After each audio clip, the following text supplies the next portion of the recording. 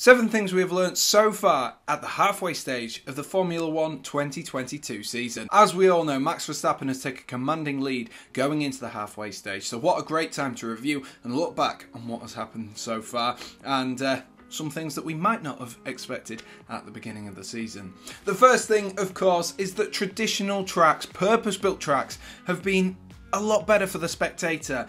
Yes, we love to see F1 cars hurdle themselves around the streets of Baku and Monaco and, of course, as well, Australia. But the purpose-built tracks such as Spain, Silverstone and Austria suit this new generation of cars so much better than the street tracks, and it allows for a much better experience for those who are watching at home. The spend cap and regulation change coming into this new season has created a lot more competition across the grid.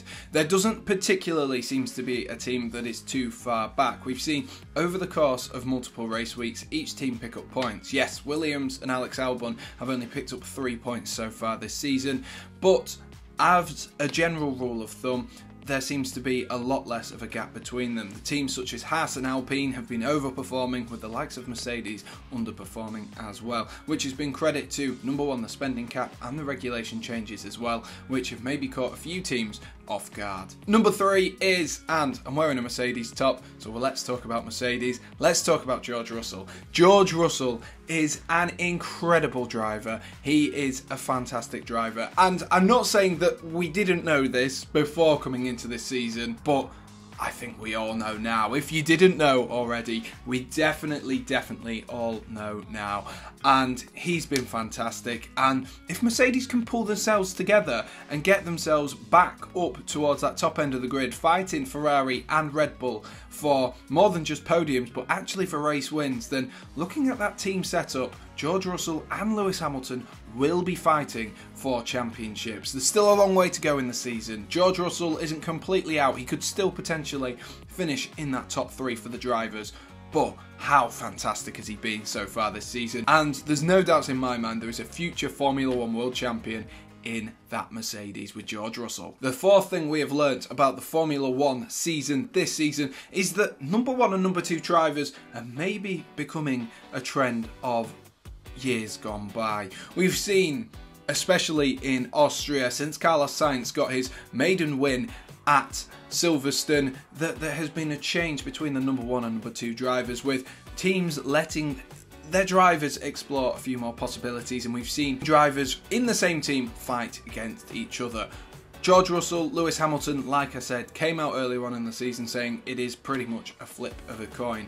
And again, in Austria, we saw how Mick Schumacher and Kevin Magnussen, neither of those were really prioritised.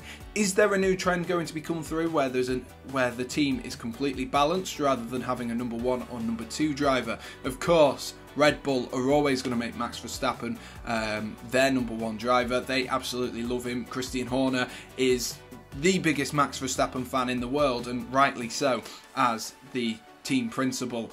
But maybe there might be a change on the corner, and if Red Bull want to keep up and want to keep themselves ahead, then they might have to start thinking about letting team orders not be such a prominent feature in their seasons. The 5th thing we have learnt so far this season is that Ferrari's reliability issues are going to cost them the championship if they don't improve them. We've seen so far this season, we've seen them have absolute disastrous weekends. I cast my mind back to Baku when both Ferrari drivers were out, and you also had a Haas, which was powered by Ferrari, and an Alfa Romeo, all have technical issues. And it's going to cost them the championship. They've come out, they've had this fantastic car this season, and in the early stages of this season, when Red Bull were having their issues, Ferrari looked head and shoulders clear of everyone else, let alone Red Bull.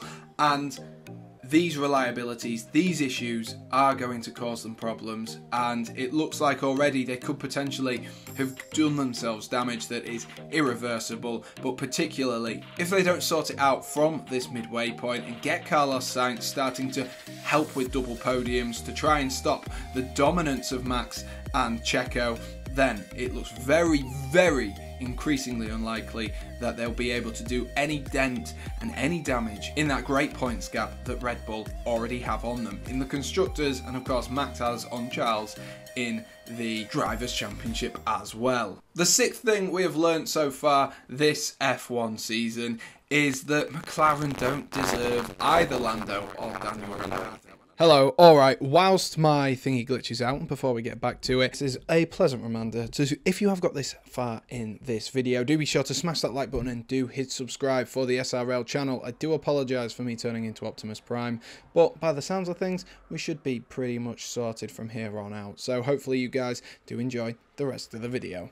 Over the course of the first set of races, the first half of races hasn't been anywhere near that pace, and Lando could be fighting for a championship if he was in a Ferrari or a Red Bull this season. There is no doubt in my mind, but McLaren need to up it, and they don't deserve Daniel Ricciardo. We saw in Monaco the issues that team seems to be having, it appears on the surface. We've seen Zach Brown talk openly, say he's disappointed with the performances that Daniel Ricciardo has put in. And do you not think Daniel Ricciardo already knows that? This is a man who is an 8-time Grand Prix winner. He knows that he needs to be finishing minimum points every single race, and the car isn't there underneath him. We've seen maybe the start of an upwards trend for him, but McLaren just haven't been good enough to Daniel Ricciardo, and yes, they've given him time, but for a driver of his calibre, clearly it might not just be something with him, it might be something with the way that the team is processed. The McLaren just isn't quick enough to even challenge the Alpine or